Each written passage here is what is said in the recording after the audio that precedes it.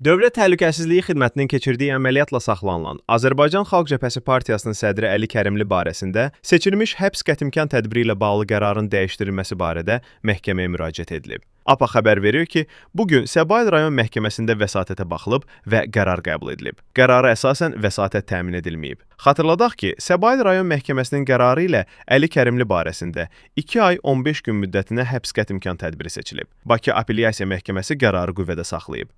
Qeyd edək ki, Azərbaycan Xalq Cəbhəsi Partiyasının sədri Əli Kərimli və partiyanın rəyasət heyətinin üzvü Məmməd İbrahimli barələrində aparılan araşdırma çərçivəsində Dövlət Təhlükəsizlik Xidmətində dindiriliblər. Onların evində axtarış aparıldıqdan sonra Dövlət Təhlükəsizlik Xidmətinə aparılıblar.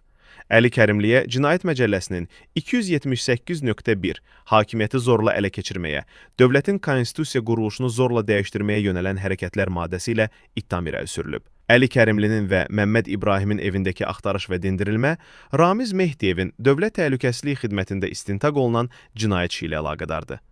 Prezident Administrasiyasının sabiq rəhbəri Ramiz Mehdiyev Cinayət Məcəlləsinin 278.1 dövlət hakimiyyətini ələ keçirməyə yönələn əməllər, 274 dövlətə xəyanət və 193-1.3.2 cinayət yolu ilə əldə edilmiş əmlakı leqallaşdırma maddələri ilə ittiham olunur.